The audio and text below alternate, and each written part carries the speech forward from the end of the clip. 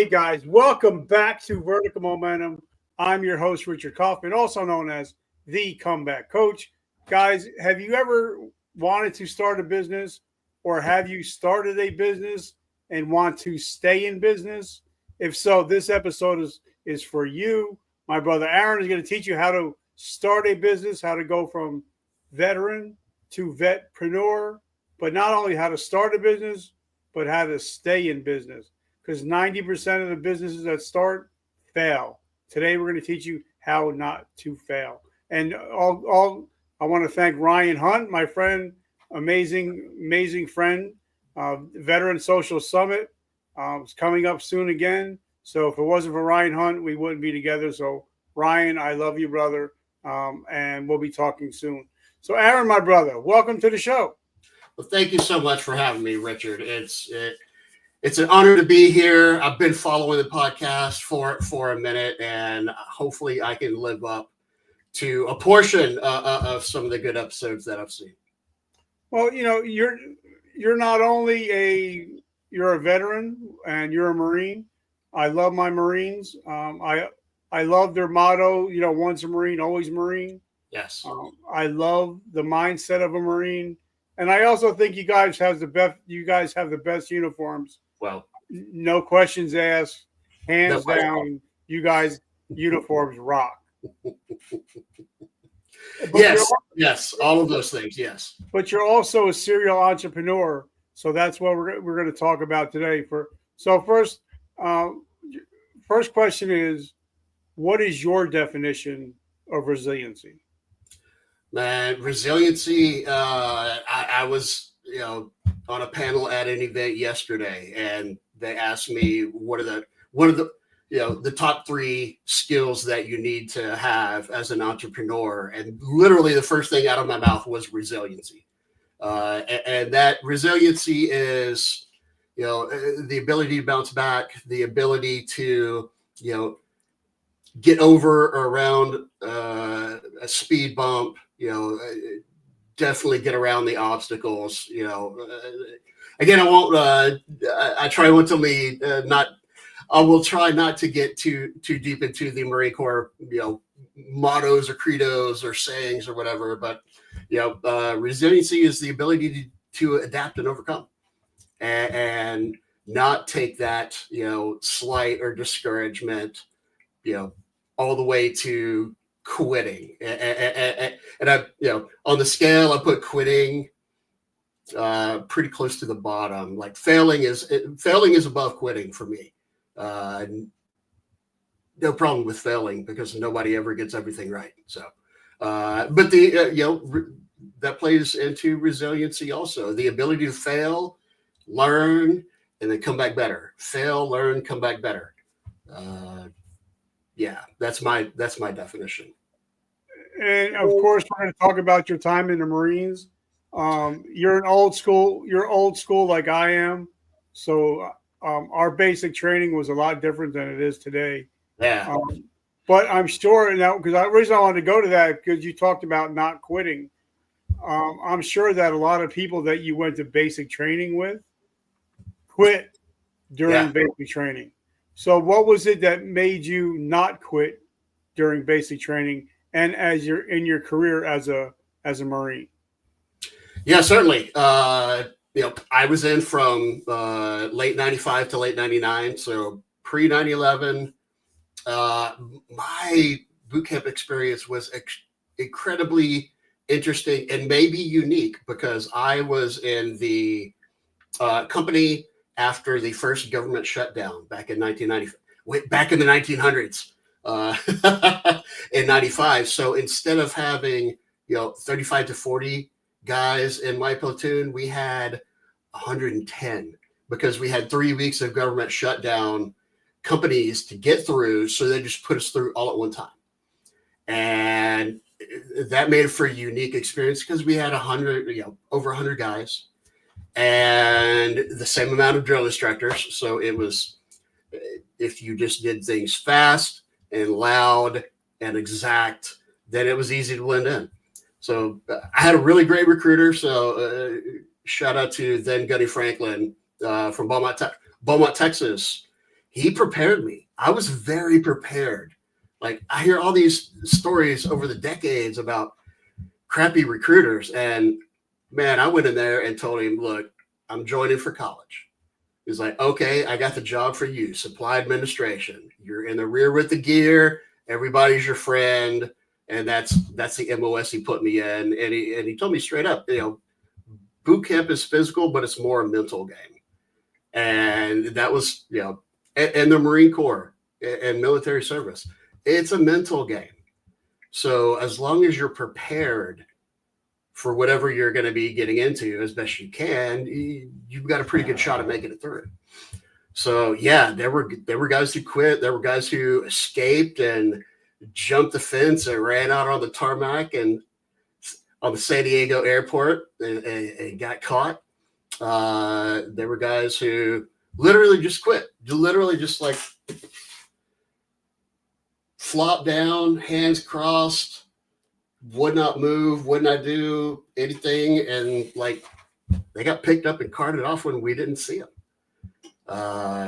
There were guys who physically had to quit because their bodies were breaking down. And there were guys who mentally checked out. We almost had a full metal jacket situation where second phase coming off of the rifle range, first week, and we're going through the regular like pat down when we get back to the barracks. And one of the guys is getting patted down. Then all of a sudden our drill instructor tells everybody to get in the back of the squad bay, and he whispers over to the side, and then all the drill instructors swarm this guy and they take him into the senior's office. And then like 5 minutes later, the MPs came and got him. We found out later from one of the scribes that they found a couple of rounds shoved into his boot. Like, he was trying to smuggle them off the rifle range into squad bay. We didn't know what he was going to do, who he was going to go after, but yeah, crazy stuff. Crazy. Now, when I talk to young guys and girls that are about to join, most people that join don't have a plan. Yeah. They're just like, you know what? I'm young. I'm dumb. I'm full of cum. I'm going to live forever. But there's no 80-year-old grunts. Eventually you're going to have to hang up your uniform for that last time. So you actually went in with a plan to get out. Yes. Yeah. That was the plan. So now when you talk to people nowadays, do you tell them that, because I had General Petraeus on the show and I talked to him, I said, they always teach you what to do in the military. They don't teach you what to do when you get out of the military. Yes. So when you're talking to these younger soon to be troops or troops that are in the military now, what is your advice to them? Yeah. Go in with a plan, go in with an outcome. Now, obviously, you make the plan and then life happens, it's Mike Tyson's famous quote, everybody has a plan until they get punched in the mouth. And that's life in the military, isn't it? For sure. So come in with a plan. You plan to do, you plan to make a career out of it, then that's your mindset. You plan to go and get a skill and get out and use it in the real world, do it. My plan, again, college. I was going to do my 4. I was going to do as much college as I could while I was in, and then finish and go get my degree and not be saddled with, astronomical student loans nowadays. So, yeah, go in with the best plan that you've got. Now, once you're out, and I'm going to be one of those old guys, one of those old heads,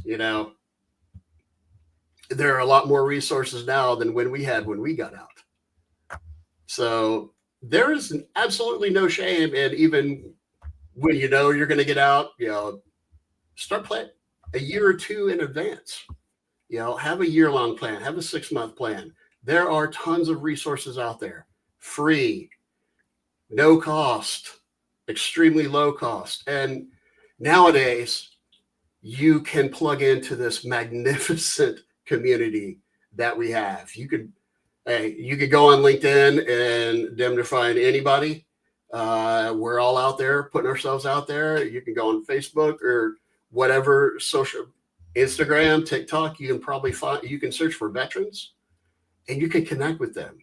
Search for somebody who got out, a year ago, and ask for advice. Connect with them and ask for advice. This is one of the biggest things that I try to, advocate for is we have a community that takes care of each other. Everybody wants everybody to do well. Everybody will take time. All the veterans will take time out to help soon to be veterans. I've got a neighbor, 2 houses down. I think he just officially got out after a career in the Army, and he started planning 2 years in advance. We met a year and a half ago, and he told me about a year and a half ago, hey, I'm getting out, I'm retiring, I'm setting myself up. So go over to Best Military Resume and get a free resume. There's a great program there. Owner's a veteran, great guy, great product. Go online and get this free training from Google or LinkedIn or whatever. Come up with a plan. There are tons of resources, and we all have each other. We're all going to take care of each other. Yep. And most people don't realize, like, if you're a veteran, you get a year's worth of LinkedIn premium for free. Now, like, I've taken advantage of it. I've taken over 65 courses on LinkedIn for free, college level courses, and they automatically add it to your resume where you don't even have to think about it. So that's something that's free. You don't even have to do anything for it. Just sign up for it. But now, I realize that, what I've been doing now for the last 13 years is I realize that if a veteran or first responder has a mission again, they're much less likely to take their own lives. So for me, I help veterans become vetpreneurs. Mm-hmm. If you have a business, if you have a 501(c), you're so much less likely to take your own life if you have a mission again. So how important is it once you hang up that uniform for the last time to find a mission again? Critical, crucial. It's one of those things that separates us from the civilian population. Whether you spent 4 years or 24 years or however long in the military, we were all given a mission, and we were all trained to have a mission. And this is why you hear stories of veterans kind of drifting after they get out, because they lack that mission and they like the camaraderie, for sure. So being involved with a nonprofit, having a mission, whether it's it's much easier for me, at least, to find a mission when you own your own business. But your mission doesn't have to be your business either. It could be your family. It could be your church. It could be whatever. But finding something to pour yourself into is absolutely critical. Go work a corporate job. As long as you have a mission and the mission's not that corporate job, you can have nonprofits, you can be involved with nonprofits, you can give, you can do whatever. But finding a mission, finding that thing that, when you need that resiliency and that motivation, if you can think about that and focus on that, it's going to get you through some hard times, some dark times, kind of anything. So, Aaron, do you agree with me that you don't have to be an entrepreneur?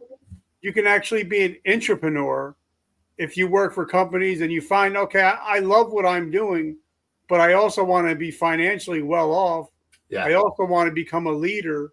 So you can be an entrepreneur. You don't actually have to be an entrepreneur, right? Yeah. Oh, yeah. Absolutely. You find the right place to be in, and you hear all kinds. There are all kinds of examples of, you know. Actually, I just saw a couple yesterday at a local veteran entrepreneur kind of symposium, where they two lifelong SBA employees, like 37 years and 34 years, like tons of service, veteran and mill spouse. And those folks, found a way to be that entrepreneur, even at the SBA, where they created programs, they did outreach, they put on events. There are plenty of ways to be entrepreneurial inside of a large company, as long as it's the right fit. Sometimes you'll run into, run into folks who like to play politics. I have some experience in that as well. And, okay, so obviously I'm Aaron. I'm 56. I just turned 56.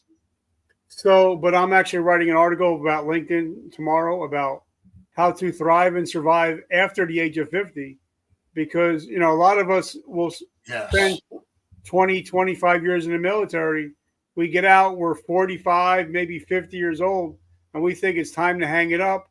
So what are your thoughts on, as you're getting out, now you're seasoned, now you're getting out into the corporate world.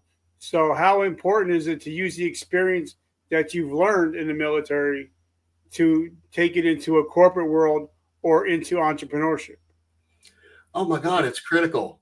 Like, 20, 25 years, people getting out in their 40s. I just turned 48 a few weeks ago, but I was not a career Marine. So I've been out more than half my life now. But I have, friends who have recently gotten out, like my neighbor, for example, and he went and got a job in Microsoft. So, but he is literally, we had this discussion yesterday where he's introducing himself to his team, and his team member, and they're distributed. They all work remotely in different time zones. And he's using that experience, that career military experience. He knows how to handle himself. He knows how to handle, direct reports, certainly. So he's introducing himself to his team, and multiple folks commented that they appreciated him reaching out to them to introduce himself. So it's one of those things that's not common.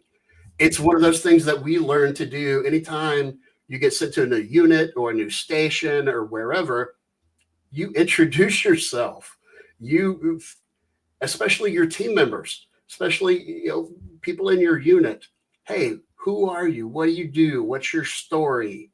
That's not you don't get taught that in college. Certainly not in undergrad.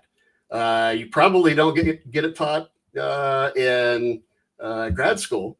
So these are things that people have to kind of learn on their own in corporate America. But we've already received that education. We know how to work with people from different places with different backgrounds, and it's an uncommon skill, and it's something that can absolutely be effective in the corporate world. And the same as far as being an entrepreneur, starting a business. You know how to manage people. Well, that's hiring employees and managing them. And because we were in the military, we couldn't fire people. So you found ways to, motivate, discipline, train employees. Well, guess what? Veterans are less likely to fire employees than civilians because we have a little bit more training. That is absolutely valuable, especially when you're making your employees better and they get it, they'll appreciate it. So they're going to have more loyalty. Every veteran entrepreneur that I heard yesterday speak at this thing talked about how the employees are more like family. I've worked for family businesses. I've worked for civilian businesses, and that's just not the feel. And it's because we have that kind of different experience, and we know that it works. So it's absolutely crucial, both, if you're going to go out in your 40s and 50s and get a corporate job or start a business. One of the things that I ran into, I got recruited to work at Cisco Systems. My boss was 27. I was 40. But I had this experience of now granted, when I served, I was, I was 18 to 22, but I do have that experience of, being that slightly seasoned corporal and having a new boot lieutenant come in who was my age and didn't know anything, but I knew how to work with this younger guy. And when he would not give me some great leadership just simply because he wasn't trained, I gave him feedback. Hey, I would appreciate it if you did it this way instead of that way, and this is why. I mean, the guy's a CMO now at another company. He took the feedback and he's incorporated and used it. And he's become more successful at it. So we have some of that experience of training up and coaching up and managing up as well, and that's crucial, especially in corporate world. And I love it. And guys, I think EQ is so much more important than IQ, especially in business. Now, I've been in the vet tribe, the vetpreneur tribe, since we had 500 members. I've seen a lot of entrepreneurs, vetpreneurs, go in business, go out of business. Yeah. Everybody wants to get out of the military, start a t-shirt company, a hat company, liquor, coffee, and within 6 months they're out of business. Yeah. And I think a lot of it is because they try to compete on price. And most of all, if you're competing on price, you can only race to the bottom. And then when you get to the bottom, you're out of business. So what are some of the things that you see from brand new business owners? Why are they failing at such a high rate? Well, first off, veterans, I love y'all. I'm a veteran. Don't start a coffee company. There are enough. Don't come to me and tell me that you're going to crush grunt style. It's just, bro, it's not going to happen. I love y'all. I can help, but let's calm down on the t-shirts and the coffee. You're already in it, so you don't count, Richard. I'm talking about new folks. All right. So, yeah, exactly. So, one of the biggest things is, honestly, it is a little, business education-y, but product market fit. What is the demand? Like what problem are you solving? Because no matter what you're doing, if you're providing a service, if you're selling a product, if you're building something, whatever, at the end of the day, you're solving somebody's problem. Now that problem might be hunger or thirst or, direct need for caffeine injection. It could be plumbing. It could be roofing. It could be being a lawyer, whatever, doctor, whatever. Whatever problem you're solving, make sure it's a real problem. That's a big thing. I have this great idea for this thing. It's like, well, that's great, but what problem are you solving? And are people looking to solve that problem? Or do you have to convince them that they have a problem? That's a much tougher sell. If people know that they have a problem, whatever it is, they want to identify with their group. Well, that's like damn near all apparel these days. I want to be able to see clearly, like there's a ton of different needs that might not be service related. It could be prestige or, whatever. Anyway, you got to make sure that you're solving a problem. Number one. Number two, understand that you cannot do it all yourself. Like, as a former solopreneur, I know plenty of solopreneurs. It's incredibly difficult to try to do everything yourself. You can't learn everything. So a lot of veterans I see, like most of the clients that I work with, I can't think of one in the last 5 years, 10 years that had like everything done, because you can't do everything and you have blind spots. So like the first thing I do for virtually every client is just basic blocking and tackling for marketing. So that's setting up the website correctly. That's, make sure you're tracking everything correctly. Those are some really key things that I see from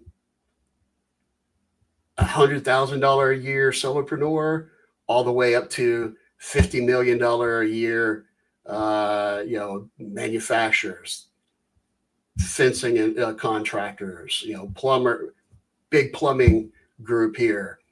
They just don't know everything.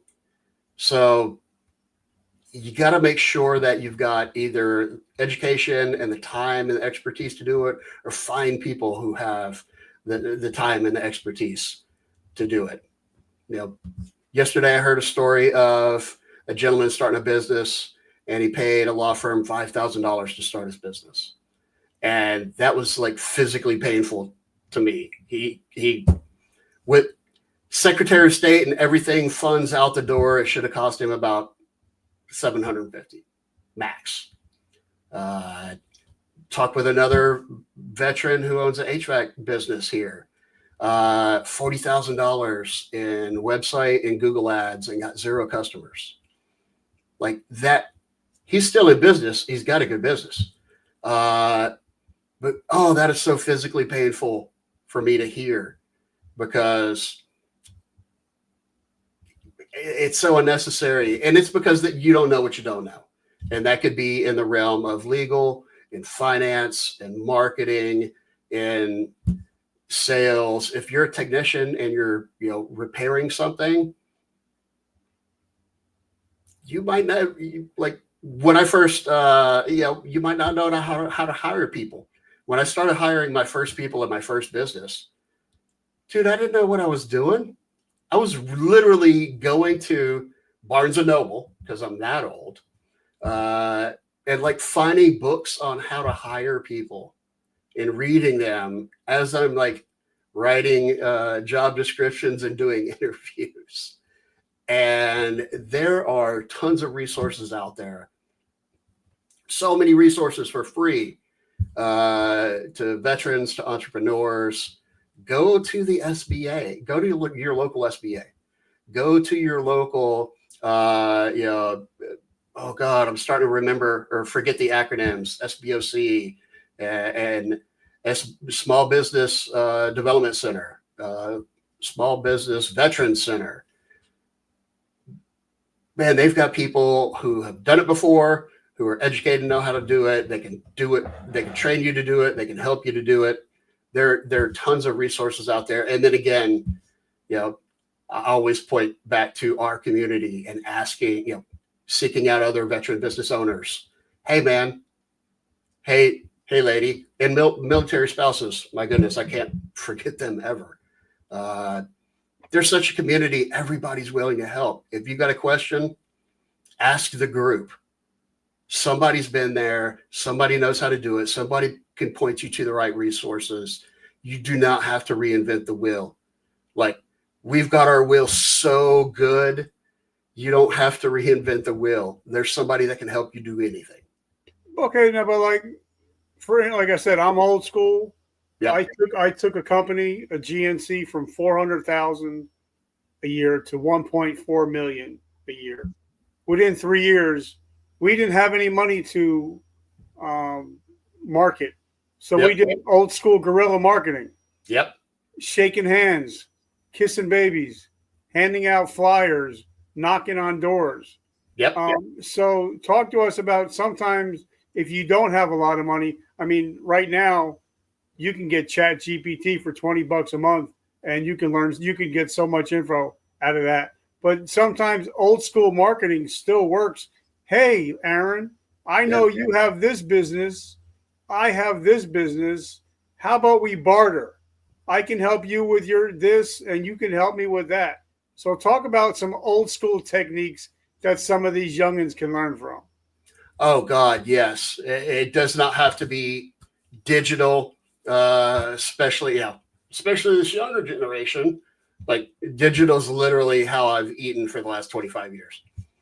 People, connection, depending on your business, yes, that GNC store, guess what? You're going to have a radius around that store. People are not going to drive more than a few miles to go to a GNC unless they have a personal relationship with somebody there.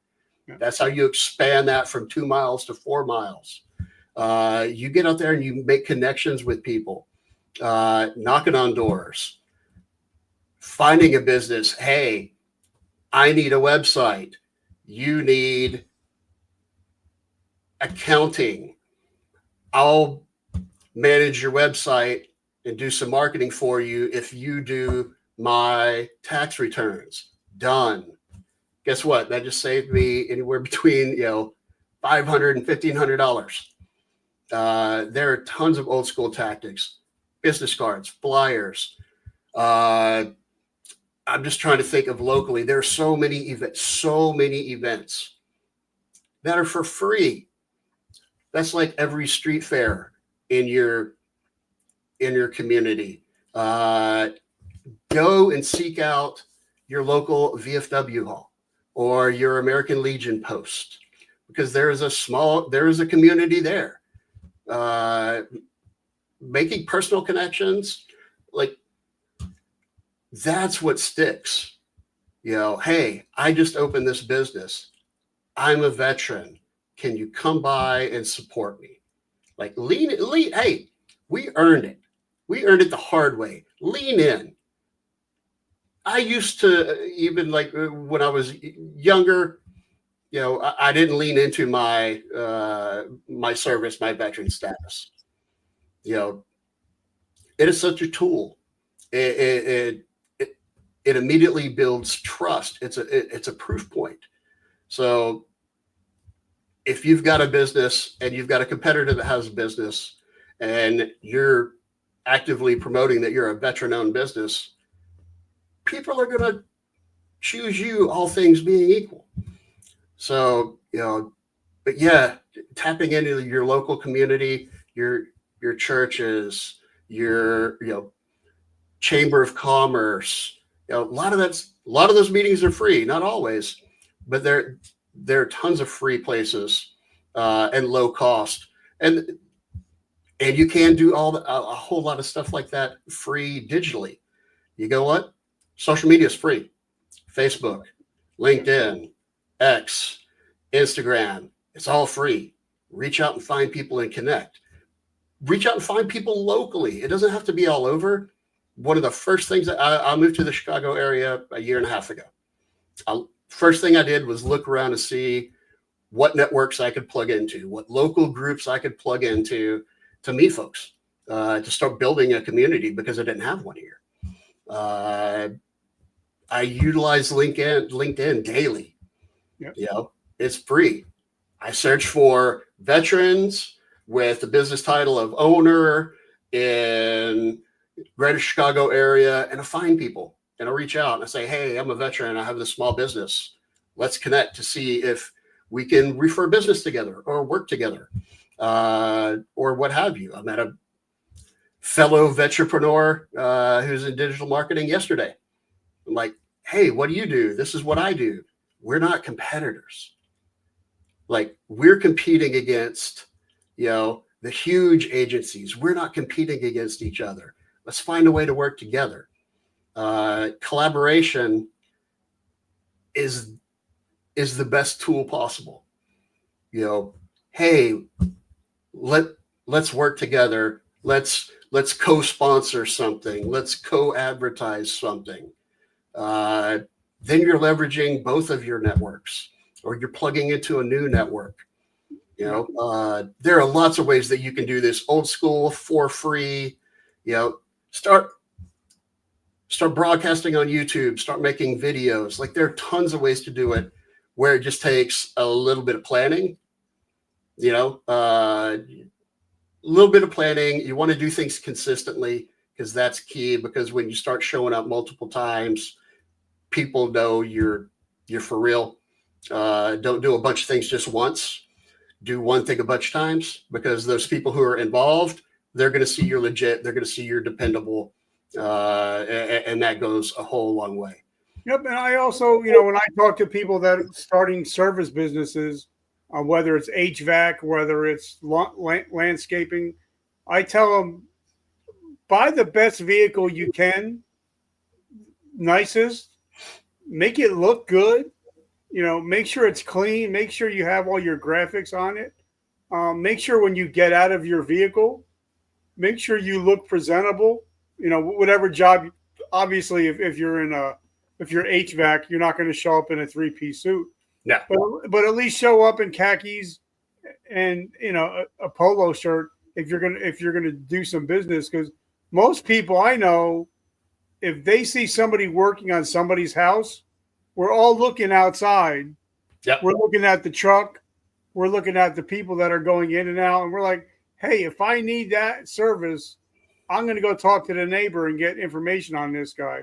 But if their vehicle looks like trash, and if they look like trash getting out of their vehicle, then I'm not going to hire them. No. What are your thoughts on that? 100,000%. You got to look better than the role you're playing, right? Even if you own the place, you dress for the job you want, not the job you have. So 100%, so you're doing a home service. Be presentable, be professional. Don't show up. Hey, don't show up with, baggy, dirty clothes. Even if you came from the previous job. Hey, look, I previously owned an HVAC business, so I have some experience in home services. And hey, there's nothing clean about crawling around an attic in Texas. I know I've passed out in attics in Texas before. Have extra uniforms if you're going to get dirty at one before you show up to the next. Knock on the neighbor's door. A lot of people work from home. Spoiler alert, here behind me and there behind. A lot of people are working from home. You're doing a job at a house, go knock over on the neighbor's house, see if somebody's home. Introduce yourself. Hey, I just want to let you know I'm doing some work next door. It might be loud, even though it's not going to be loud. My car's parked here, my van's parked here, my truck's parked here. Let me know if we're disturbing you, even though you're not going to be disturbed. It's just a way to introduce yourself. It's a way to be professional. It's, hey, by the way, because you're so-and-so's neighbor, we have a 15% off coupon or deal or whatever. It's just a way to get in front of another neighbor. That's a fantastic way to generate business. And what's it going to take? A couple minutes to look presentable, and a couple minutes for either you or train your folks, your employees to do that for you. And incentivize those folks. My goodness, if you're going to have them doing neighborly sales, hey, I'll give you 10% on top, of your salary if you get a new deal in. Like there are tons of ways to be professional and be, you use those kind of guerrilla sales, guerrilla marketing tactics, but you got to look the part, because if I see somebody looking like dirt, I'm not going to invite them into my house. That's for sure. Yeah. So this is a teaching podcast. So if Private Joe Snuffy is just about to get out of the military, what would be your top 3 pieces of advice if they wanted to become an entrepreneur or vetpreneur? Number one, have that be your plan. And I know some folks getting out know they want to own a business, but they don't know what they want to own a business in, which is perfectly fine. I've been in that situation before.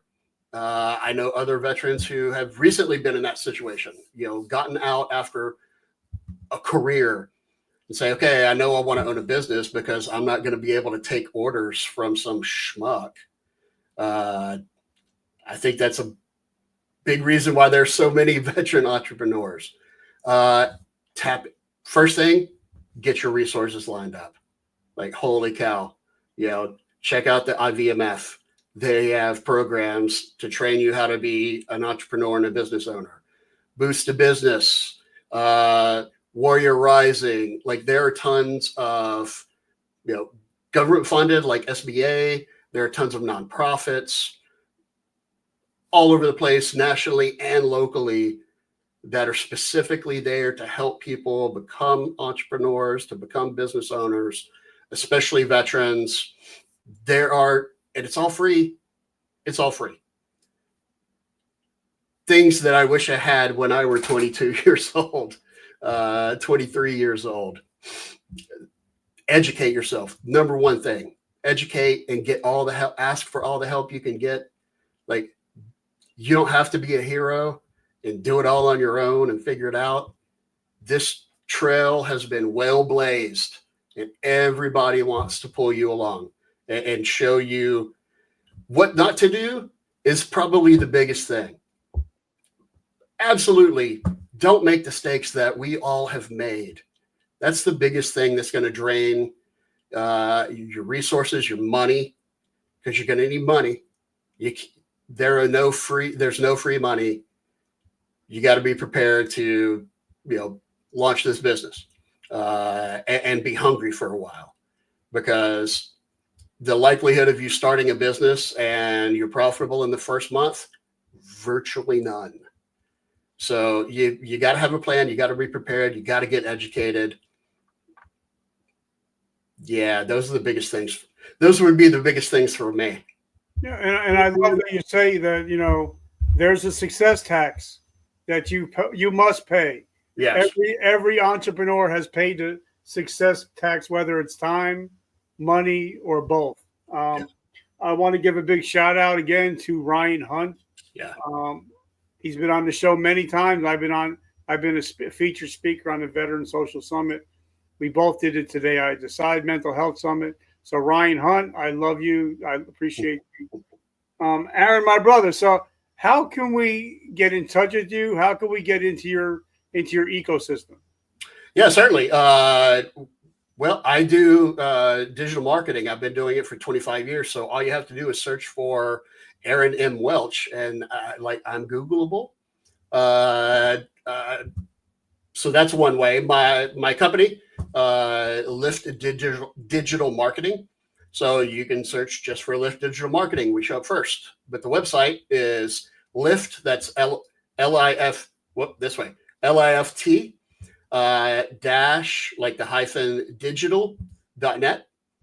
You can search for Lift Digital Marketing. You can search for Aaron M. Welch.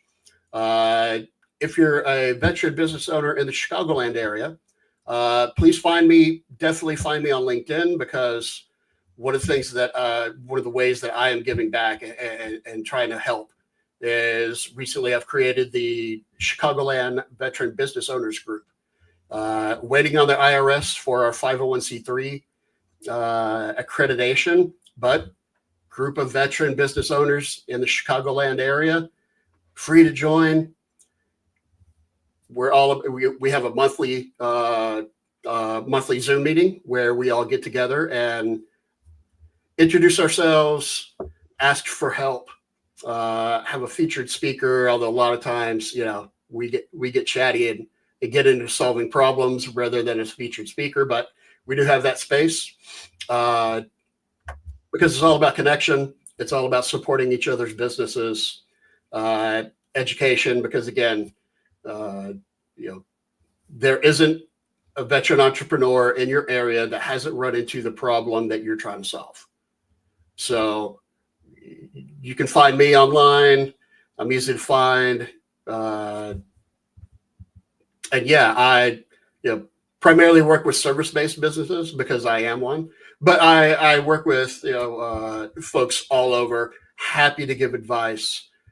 You can find and schedule time on my my Calendly. I have carved out specifically time for veterans and veteran-owned businesses. And then finally, one final plug is every Thursday at noon. Oh, excuse me. Every Thursday at noon, I have a Ask Me Anything in regards to digital marketing, to veteran entrepreneurship, nationally, locally. I don't care. You can find me in my Zoom.